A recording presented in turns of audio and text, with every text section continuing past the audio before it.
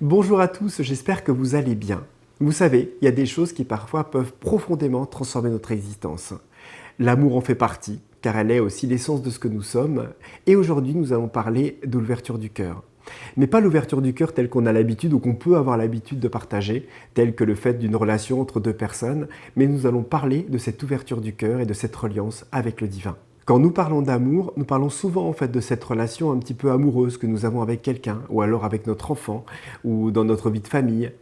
Mais très peu souvent, nous rentrons en fait dans cette relation amoureuse que nous pouvons avoir avec la vie, dans son essence.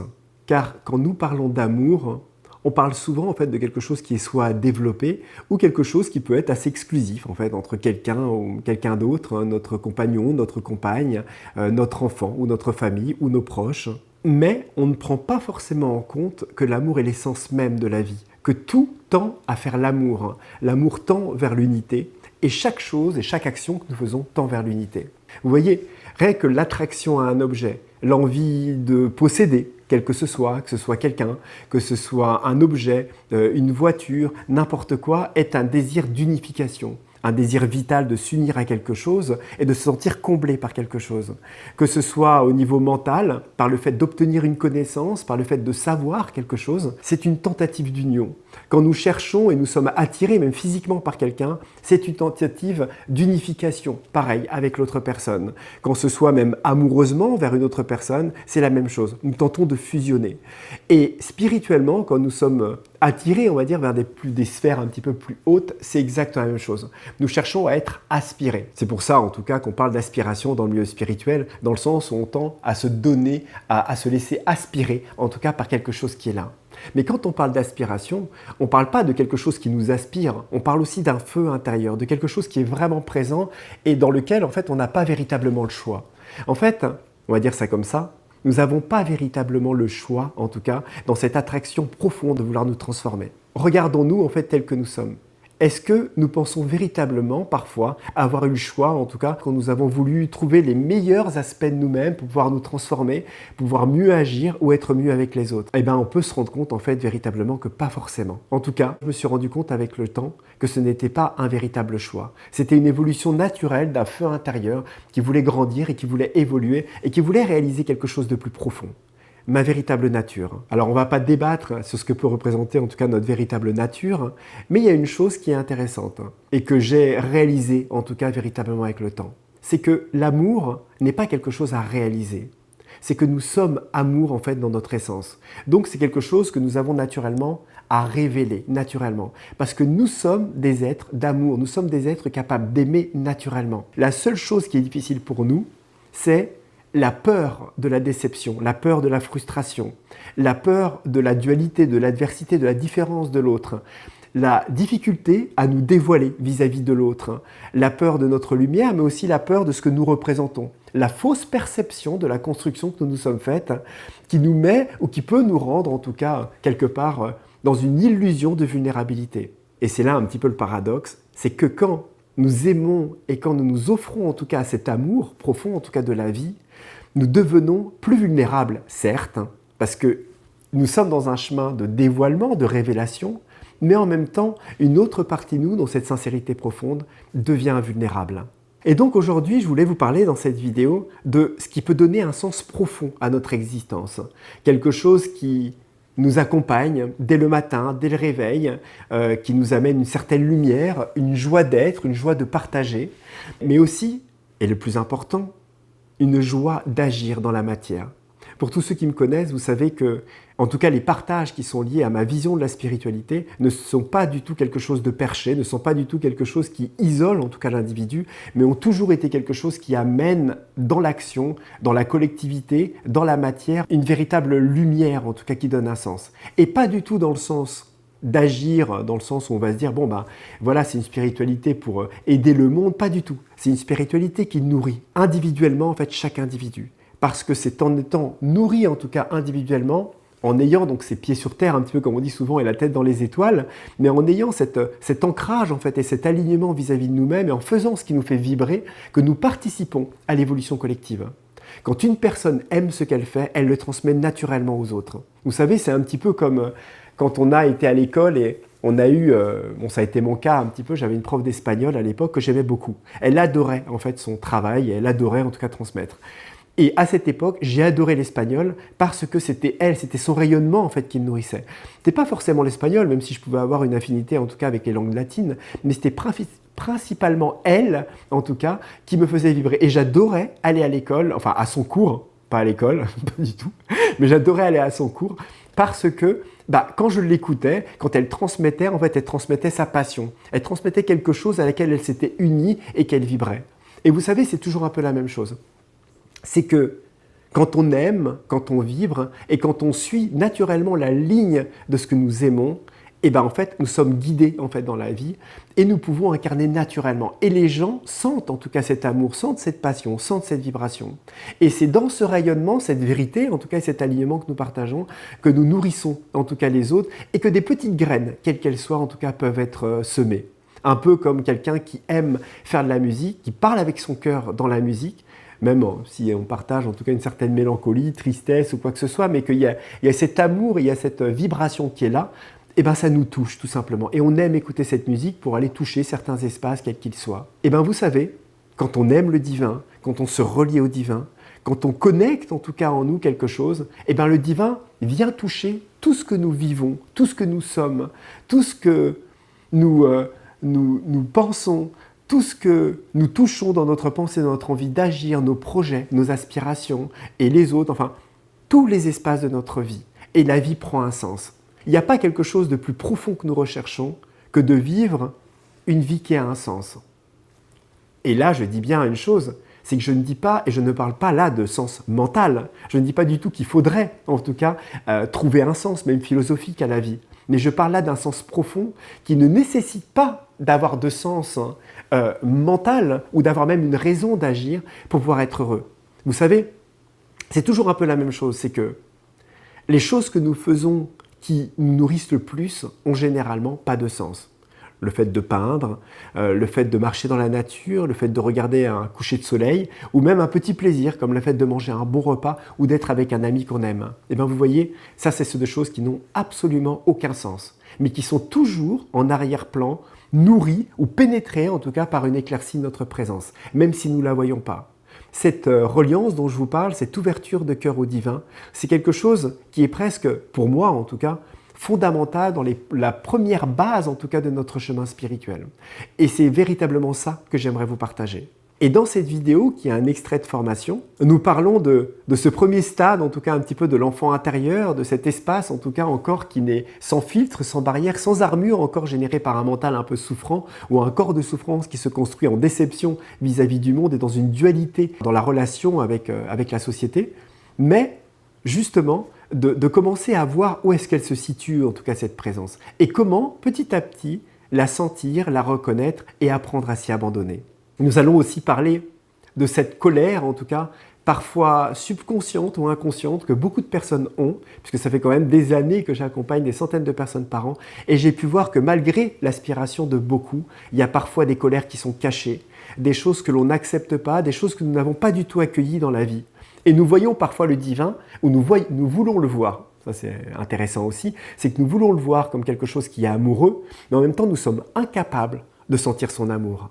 Parce que derrière, nous avons des revendications, nous avons des chantages inconscients vers le divin, dans le sens, je médite depuis des années, je vais en formation, j'investis même financièrement énormément, j'ai accepté de faire ceci, j'ai accepté de faire cela, je crois en toi, et à côté de ça, il m'arrive que des problèmes, j'ai pas de compagnon, ma vie c'est l'Ukraine. Ah oui, on dit plus Beyrouth maintenant, on dit la vie c'est l'Ukraine, etc., etc. Donc voilà, et en fait on se retrouve dans des situations en tout cas catastrophiques psychologiquement en fait parce que nous attendons un retour, nous sommes en attente d'un donner et d'un recevoir. Mais en fait on sait tous qu'une vraie relation, une relation d'amitié, une relation d'amour profond n'est pas dans quelque chose comme ça. Même si un amour s'entretient, une amitié s'entretient et on attend parfois en tout cas un certain retour, mais ce n'est pas véritablement un retour, on attend une relation, une entente en tout cas faite sur l'écoute et le partage avec quelqu'un pour que l'amour en tout cas dure. Mais vous savez, c'est un peu la même chose, c'est que même si nous ne le voyons pas, le divin nous accompagne. Et très souvent, nous ne sommes pas forcément à l'écoute des synchronicités extraordinaires qui nous sont données dans la vie, à l'écoute de la chance de ce qui nous a été donné, et nous sommes très peu souvent en gratitude, ou alors parfois un petit peu mentale ou vitale en tout cas de la vie, mais on n'a pas conscience à quel point nous avons de la chance en tout cas d'être vivants et de vivre cette vie que nous vivons. Alors j'entends beaucoup d'autres, certains d'entre vous, parce que parfois je reçois des commentaires qui disent oui, mais attends, tu vis comme ça, tu vis dans ce pays-là, etc. Mais oui et non, j'ai quand même beaucoup voyagé, j'ai une vie qui n'a pas forcément été facile, j'ai eu des périodes aussi très difficiles dans ma vie, j'ai rencontré aussi des personnes dans des pays aussi qui avaient on va dire des conditions extrêmement difficiles, et quand je vous dis extrêmement, c'est extrêmement difficile, dans des conditions où même la santé, en tout cas, et les conditions même d'espoir futur de réaliser quelque chose n'étaient même pas imaginables, et je vous assure que ces personnes-là, certaines en tout cas, pas toutes, avaient trouvé en tout cas cette lumière dont je vous parle, cette joie d'être et cette présence. Et vous voyez, ce n'est pas forcément une question de conditions. Et c'est là où je veux en venir par rapport à ça. Quand je vous parle de cette ouverture de cœur au divin, je vous parle de quelque chose qui est plus profond, en tout cas de ce que nous entendons, en tout cas dans spiritualité, apprends ouvrir ton cœur, oui, mais il n'est pas dans le cœur. Ça n'a rien à voir avec tout ça. C'est quelque chose de plus profond, d'intime, de quelque chose dans lequel le divin devient notre plus grand thérapeute, dans lequel le divin lui-même est et devient ce que nous sommes dans notre essence. Quand nous nous adressons, quand nous sentons un éclairci d'amour qui vient sur quelque chose, une générosité qui vient de nous, nous ressentons que ce n'est pas nous, que c'est cette lumière, cette essence que nous sommes qui agit à travers nous. Et petit à petit, on se sent guidé, on se sent accompagné et on sent qu'il y a quelque chose de plus profond, en tout cas qui est là. Et quand on a cette véritable reliance, eh ben, il y a quelque chose, de par un travail aussi parallèle, qui tend à ne pas s'accaparer ça, à ne pas dire oui mais moi je suis dans le cœur, moi je sais faire machin, moi je ressens ça, etc. Absolument pas. Parce qu'on sait intimement, mais alors intimement, que ce n'est pas nous, que c'est quelque chose de plus profond. Et que nous sommes tous reliés et que nous sommes tous faits de la même essence, de cette même lumière. En fait, nous sommes un, nous ne sommes qu'une seule présence manifestée sous cette terre, sous des formes différentes, apprenons à se goûter par la joie du partage.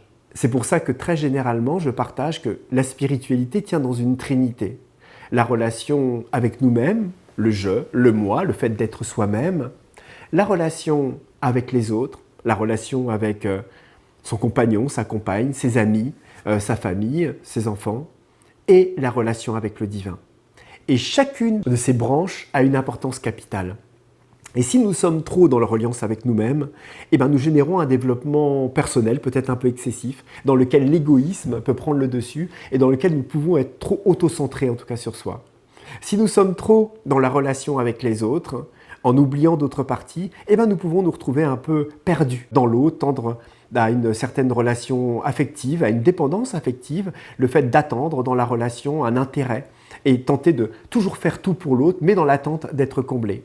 Et si nous sommes trop en relation seul avec le divin, eh ben nous pouvons nous perdre en tout cas dans des espaces un petit peu éthérés, trop spiritualisés en tout cas, entre guillemets, dans le sens où on se retrouve dans des espaces où nous perdons contact avec la vie, nous perdons contact avec le monde terrestre, la matière, dans un détachement qui se fait de plus en plus profond et dans lequel certaines choses même peuvent ne plus nous toucher. Et j'ai toujours fait attention dans tous mes partages, et vous le retrouverez en tout cas dans tous mes partages sur ma chaîne, dans les formations, que j'ai toujours fait attention à avoir une spiritualité qui soit la plus globale, la plus intégrale, et qui compte en tout cas toutes ces trois branches, d'avoir ce travail de développement sur soi et de se faire parfois même accompagner par rapport à ça pour ne pas, on va dire, être dans des schémas récurrents, des croyances parfois trop limitantes, en tout cas sur ce que nous sommes, et en même temps être capable de pouvoir être dans cette relation avec les autres, que l'action, nos projets ont une importance, que les plaisirs de la vie sont aussi importants, de ne pas rejeter en tout cas ce que nous sommes aussi dans notre essence humaine, et aussi la chose qui est un petit peu la branche principale, vous savez, comme si on avait un petit peu la Kundalini, vous savez, avec ces canaux lunaires, solaires, et puis ce canot central qui monte, et cette essence qui monte de manière verticale, cette relation avec le divin. Parce que dans cette vision que j'ai de la spiritualité, c'est la base, la relation avec le divin, l'ouverture de cœur à ce qui est plus grand. Parce que si nous n'avons pas ça, nous pouvons nous perdre parfois dans la complexité d'un mental un petit peu perturbé, d'un vital un petit peu blessé et d'une vision de la vie qui n'a pas forcément de sens. Parce que si l'on regarde un petit peu le monde tel qu'il est aujourd'hui, et si on est, on va dire, de manière extrêmement matérialiste, cartésien, réaliste même, nous ne pouvons qu'être pessimistes. Et c'est là où c'est intéressant, c'est que quand nous nous ouvrons au divin, nous commençons à pénétrer un espace beaucoup plus absolu, un espace qui se détache en tout cas d'une superficialité pessimiste et des choses, dans lequel nous commençons à pénétrer à quel point les choses ont un sens, ont véritablement un sens. Et à quel point ça n'a même pas besoin d'être compris pour être ressenti et pour être vibrant et nous animer en tout cas d'une certaine joie toute la journée. Donc nous allons parler aussi dans cette vidéo de cette reliance au divin, de la foi et de comment aussi reconnaître cette reliance. Et je vous invite, pour tous ceux qui regardent ces vidéos et qui aiment cette chaîne et qui ne sont pas abonnés, à ne pas hésiter à vous abonner et à cliquer sur la petite cloche de notification, ce qui permet en tout cas de soutenir cette chaîne et ses partages, en tout cas des nombreuses vidéos que je partage depuis des années. Et n'hésitez pas à la regarder jusqu'au bout, parce que au-delà même parfois de ce qui est partagé, il y a quelque chose qui est connecté à quelque chose d'autre qui peut nourrir, ouvrir ou transformer dans des espaces que l'on ne voit pas forcément directement.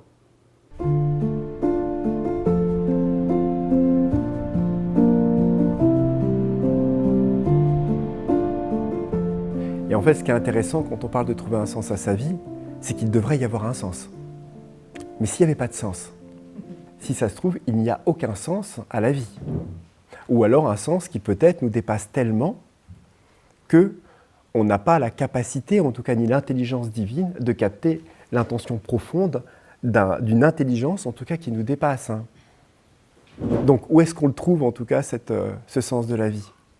On parle souvent des enfants dans la spiritualité, on parle souvent de leur qualité, en tout cas, et de leur capacité à être dans la présence. Et c'est vrai que c'est toujours un enseignement quand on voit un enfant, parce qu'un enfant ne se pose pas la question quel est le sens de sa vie. Vous le mettez avec un Lego, une cuillère, une fourchette, un bâton, et puis une poupée ou n'importe quoi, voilà, simplement 2 cailloux et du sable, et vous le voyez projeté dans un univers où plus rien n'existe, et dans lequel pleinement il est dans l'éternité, en tout cas de sa présence. Et très généralement, d'ailleurs, quand on parle de l'enfant intérieur, la joie de l'enfant intérieur, c'est pas la joie de l'enfant, c'est la joie de l'âme qu'on parle. Parce que quand on regarde un enfant, moi quand je vois un enfant, c'est tout le rayonnement de l'âme qui n'est pas encore teinté de la complexité, en tout cas d'un mental et d'un vital un petit peu perturbé qui s'est retrouvé dans la confrontation, en tout cas de la dualité de la manifestation, de la vie, des difficultés des parents, de la vie, de tout ce qui est très matériel en définitive. Un enfant, il ne se pose pas de questions. Un des symptômes qui fait qu'on porte émotionnellement quelque chose de lourd, de perturbant, en tout cas quelque chose qui annule, on va dire, une certaine qualité énergétique ou une circulation naturelle, c'est la perte de sens. C'est la joie intérieure, la joie du cœur. C'est de se réveiller le matin, vous voyez, moi c'est un truc, c'est un barème, c'est une sorte d'étalonnage chez moi. C'est-à-dire que quand je me réveille le matin, quand je regarde ma journée, je suis réveillé dans les quelques secondes qui arrivent, je regarde ma journée et selon le degré de motivation, d'aspiration que j'ai à vivre ma journée, en joie, je parle, pas dans le sens d'avoir un intérêt mental, de créer quelque chose, etc., mais dans l'intérêt d'une joie qui n'a pas de sens réel, juste la joie d'être ou de faire quelque chose, je définis ma forme, mon taux de plombage et mon taux de charge émotionnelle ou de perturbatrice en fait, qui sont dans mes corps. Et c'est intéressant parce que parfois, et ça a été toujours un petit peu une ligne chez moi, quand je dépasse un certain taux, il y a un petit taux acceptable et puis il y a des taux pas acceptables du tout. C'est-à-dire que si s'annule en tout cas en moi quelque chose qui fait qu'il y a une motivation qui n'est pas là pour vivre ma journée sans véritablement de sens, je me mets en méditation.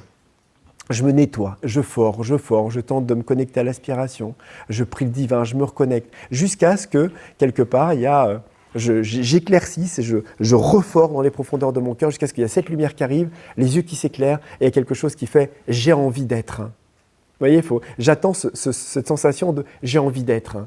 voilà, et que la vie prenne son sens. Alors ça ne veut pas dire que voilà, les choses sont simples, qu'il n'y a pas des problèmes, mais c'est juste que pour qu'il y ait une éclaircie, une étincelle qui soit là, il faut que cette étincelle soit là.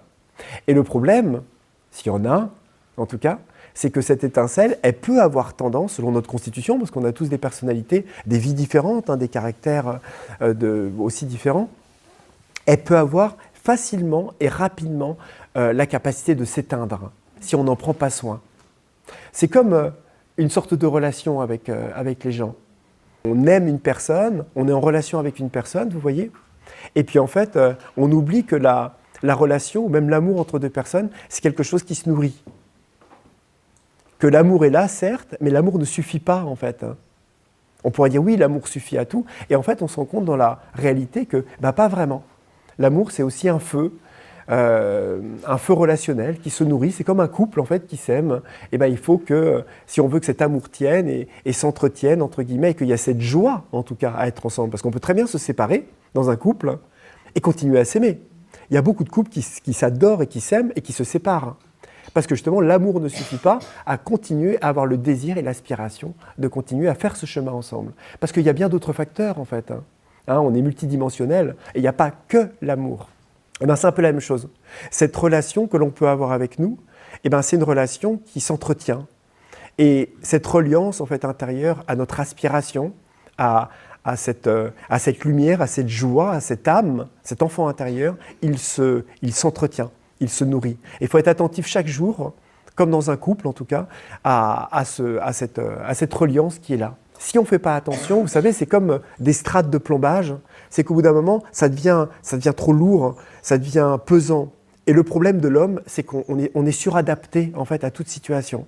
On est capable de s'adapter à la douleur, à des problèmes physiques, à des difficultés, à des situations politiques, sociales et autres, qui fait que si on n'a pas une énergie, une puissance ou une vitalité de rébellion vis-à-vis de ça, ou on n'a pas de ressources, parce qu'on n'a pas tous la même vitalité, on a tendance à prendre sur soi. On prend sur soi, on prend sur soi. Et on vit cette vie dans laquelle on se suradapte, on va dire, aux situations de vie simplement et à l'énergie qui nous accompagne. Et on est fort pour ça. Donc le corps, il trouve les solutions pour au début réussir à prendre, et puis il arrive à recréer, dans les constructions de l'être, une nouvelle joie, un sens, mais qui n'est pas tout à fait le même, qui est quand même teinté d'un truc un peu plus plombant, etc. Mais petit à petit, il perd son énergie, il finit par avoir besoin de pomper à droite, à gauche, l'émerveillement d'un paysage est moins émerveillant. Vous voyez, la relation avec une personne n'a plus la joie qu'elle a. C'est plus des joies, des relations qui peuvent être intéressantes, intéressées, entre guillemets, pour passer son temps, pour retrouver un petit peu plaisir de vivre, etc. Et puis on peut ensuite retrouver plus le plaisir dans la joie de l'intensité du vital. Ça peut être la nourriture, ça peut être ensuite de regarder d'être sur les réseaux, de regarder la télé, de machin. On va commencer à nourrir le vital d'une intensité différente parce qu'il n'y a plus cette joie qui nous amène à vivre par elle-même. On a besoin de vivre par nourriture, en tout cas, de ce qui est à l'extérieur, quoi que ce soit, mental, vital ou autre, ou même spirituel, peut très bien avoir cette chose-là. Et ça, c'est vraiment quelque chose à être vigilant par rapport à ça. Et c'est ce que je dis souvent, c'est que la vie, elle est simple, mais elle est vraiment pas facile. Aimer, c'est simple, mais c'est pas facile. Parce que c'est pas que aimer, c'est pas facile parce que c'est notre propre nature, c'est que nous autoriser à aller au-delà des filtres et nous autoriser à nous livrer dans l'amour, c'est quelque chose qui n'est pas facile. Parce qu'on est face à nos résistances, nos blessures, notre timidité, notre vulnérabilité, et de quantité de choses, en tout cas, qui nous empêchent comme ça de faire le pas et nous autoriser à nous livrer, en tout cas, à ce que nous sommes, tout simplement. On ne combat pas notre propre lumière, en définitive. On combat les filtres et les constructions, en tout cas, obscures, qui ont pris vie et qui font partie de la manifestation universelle, mais qui sont en nous. Parce que tout ce qui est en nous, tout ce qui est dans le monde est en nous, en fait. Toutes les misères du monde, toutes les difficultés, l'obscurité que l'on voit dans le monde sont en fait ce qui est en nous. C'est pour ça que fondamentalement, ça ne sert à rien de se battre contre l'obscurité du monde, parce qu'elle est en nous. Et si on veut combattre l'obscurité du monde, il faut faire ce travail en nous. C'est pour ça qu'à un certain niveau, on a les hommes politiques que l'on incarne, on a la situation mondiale que nous vibrons, et on a la vie que nous vibrons et que nous avons de par les causes, les conséquences de nombreuses choses qui ont été incarnées à travers nous. Je ne vais pas dire que c'est notre faute, on s'entend. C'est pas que c'est notre faute ou qu'on mérite notre vie. Je ne parle pas de mérite ou de faute.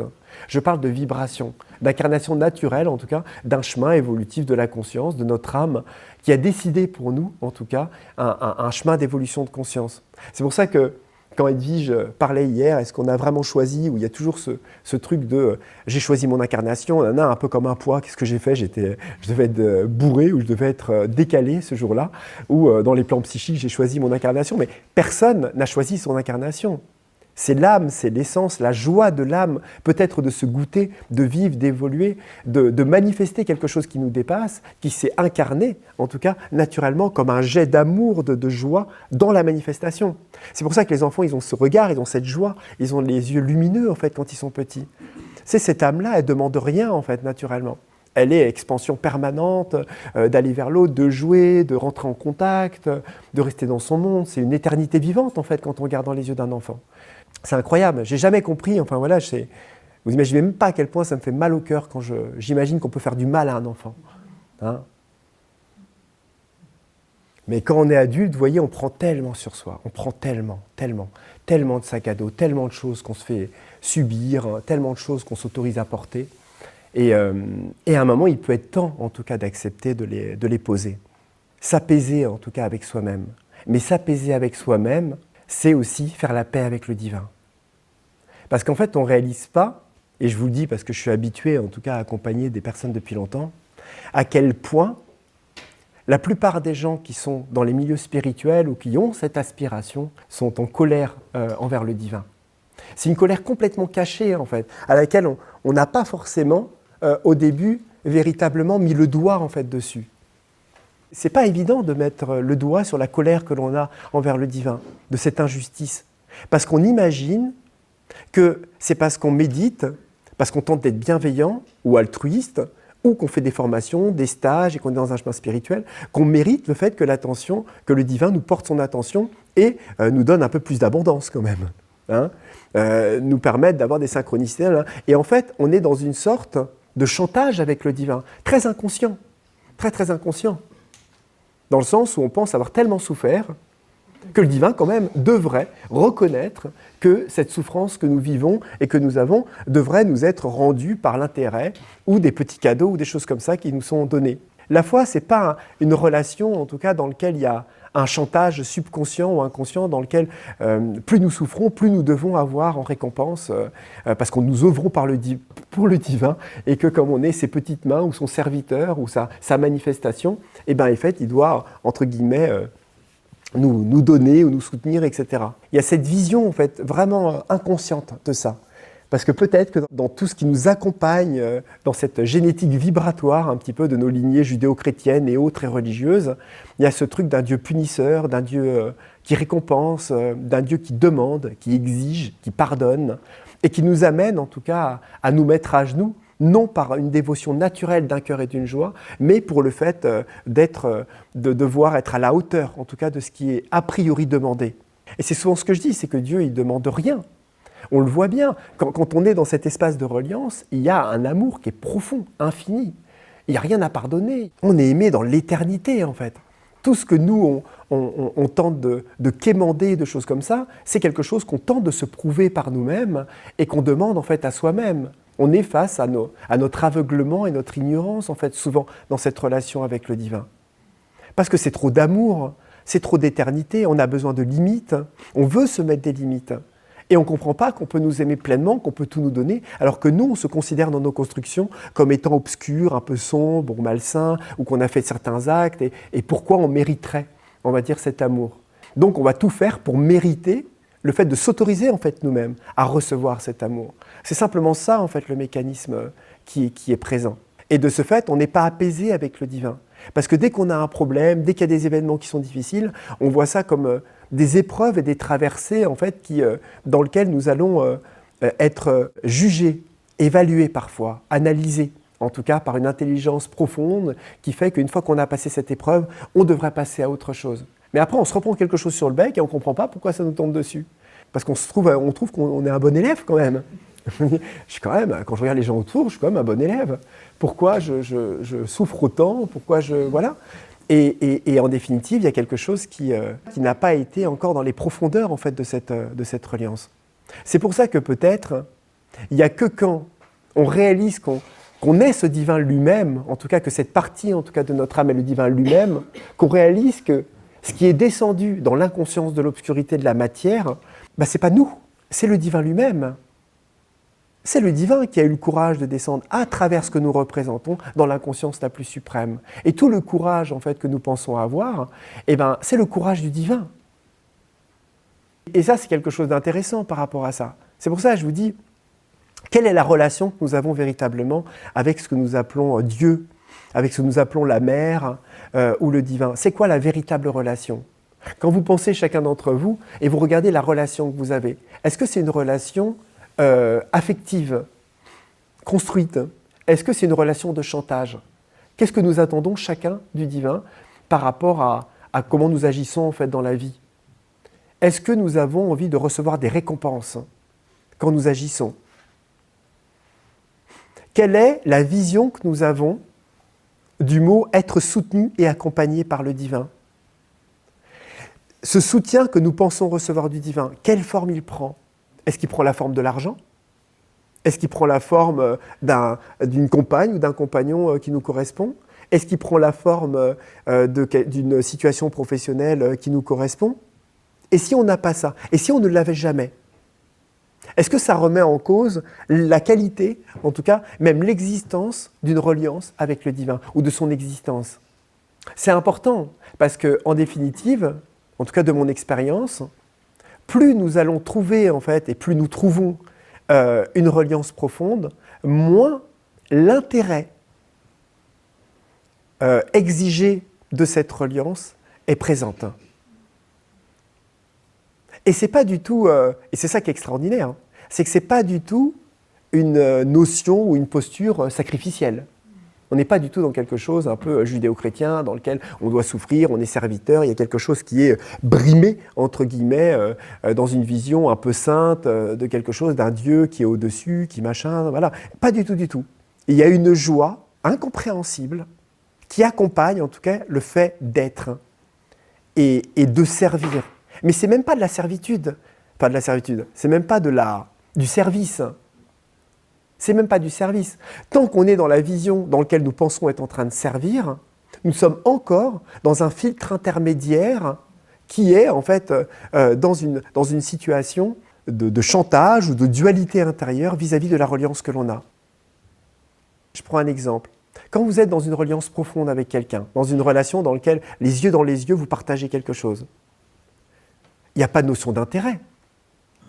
Vous n'êtes pas forcément en train de vous dire « Ah bah tiens, je suis en train de, moi, lui apporter quelque chose, il faut que je lui donne de l'énergie ». Vous n'êtes pas concentré sur le fait d'être à son service, de son écoute émotionnelle et amoureuse. Vous êtes pleinement avec, vous vivez un moment éternel en fait. Il y a quelque chose dans lequel le temps, les choses que vous avez mangé ce soir, ça n'existe pas. Il y a une reliance en fait profonde de cœur à cœur à un moment. Tout s'évanouit en fait là-dedans. Il n'y a plus de filtre. Et bien dans ce chemin intérieur, dans ce chemin spirituel, petit à petit, il y a quelque chose de plus en plus profond, en tout cas, qui se fait comme ça avec le divin.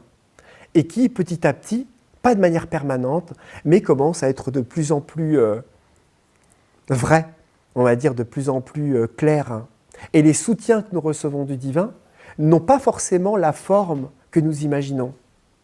Ils n'ont pas la forme de récompense, ils ont la forme d'une joie profonde, d'un sourire intérieur qui est tout le temps là, d'un réconfort, d'un enveloppement parfois extasique dans le corps qui nous soutient dans des périodes qui sont difficiles. Et ça n'enlève en rien, parfois, les périodes difficiles. Mais ça les teinte, en tout cas, d'une grâce, d'un sens qui n'est pas mental. Vous voyez, on ne va pas être là à se dire « Ah, j'ai compris, le divin me fait vivre ça. » Non, non, ça, c'est des histoires, en fait, qu'on se raconte, qui peuvent nous aider, humainement, en tout cas, sur notre chemin. Mais c'est carrément des histoires, parce qu'en fait, on n'en sait rien. Mais ce que l'on sait quand on vit ça et on a véritablement cette reliance, c'est qu'il y a une joie, il y a un sens amoureux que nous ne comprenons pas, mais il y a un flot en tout cas qui accompagne naturellement cette dévotion, en tout cas j'allais dire cette soumission, mais en français c'est pas un bon mot, en anglais on dit surrender, qui est vraiment ce truc où c'est pas une soumission, en tout cas vous savez, d'être là, qui est un peu religieux, mais quelque chose dans lequel on s'abandonne dans une confiance profonde et dans lequel on est soutenu, quoi qu'il arrive. Quoi qu'il arrive. Mais très souvent, quand on perd quand on perd le sens de sa vie, il faut vraiment se poser la question, effectivement, quelle est notre qualité, en tout cas, de reliance avec le divin. Comment est-ce que nous vibrons aussi, je prends cet exemple dans la vie, quel est l'espace de joie en fait, que chacun d'entre vous et d'entre nous en tout cas trouve en tout cas dans la vie? Est-ce que c'est se balader dans la nature? Est-ce que c'est être seul? C'est dans la solitude? Vous voyez, moi, ma porte, quand j'étais jeune, ma porte de ma reliance avec le divin, et étrangement, et puis c'est peut-être vis-à-vis de mes blessures, hein, je ne sais pas, c'est propre à moi hein, sans doute, hein, je pense que chacun n'a pas ça, ça a toujours été la mélancolie et la solitude. Très jeune, je faisais beaucoup de poésie à l'école, j'étais beaucoup en train de faire des poèmes et tout ça, et ma porte en tout cas pour trouver en tout cas cette reliance au divin, c'était c'était par la tristesse, non c'est marrant, hein, c'était pas par la joie, mais ma porte c'était une sorte de tristesse mélancolique profonde, d'un seul coup dans lequel venait en fait la beauté de la vie, je faisais des poèmes, de poésie et tout ça, et là je touchais, je pouvais pleurer, et je voyais la beauté, et à partir de là s'ouvrait naturellement un pan dans lequel je voyais la liberté, l'ouverture, la conscience, il y avait quelque chose qui s'ouvrait, mon cœur s'ouvrait, et là je pouvais rentrer dans une relation qui incorporait en tout cas le divin avec moi dans ça. Mais c'est sans doute propre à ma constitution. Vous voyez, chacun a une manière différente de le faire, de vivre les choses. Mais j'ai remarqué qu'avec le temps, ça n'a pas véritablement changé en fait. Hein. En fait, c'est peut-être un peu plus joyeux à des endroits, mais il y a quand même toujours ce truc-là où je me vois voilà, dans quelque chose comme ça. Et puis quand je voyageais beaucoup, vous savez, où je traversais par exemple l'Amérique du Sud à pied, et ma joie profonde, vous voyez, c'était où on est là avec son sac à dos, on n'a rien, on a peu d'argent, on est dans la rue, hein, parce que j'ai vécu pas mal d'années dans la rue, et j'ai mon sac à dos, et puis j'ai vécu par exemple 5 jours dans une famille, dans la jungle ou ailleurs, et puis bon, on a rencontré les enfants, les trucs, on vivait ensemble, et puis il y a une reliance qui s'est faite qui était assez forte, et puis un jour je me réveille le matin, et je sais que je dois partir. C'est le jour où je dois reprendre la route, pour des raisons qui sont propres à une écoute intérieure, parce que voilà, on a vécu des choses, et voilà, je dois continuer ma route. Et là, c'était un moment d'extrême joie pour moi, où se mélangeait la joie de cette liberté profonde de repartir à zéro, à rien, vous voyez, et en même temps, cette mélancolie, en fait, d'un lien qui peut-être n'existera plus jamais.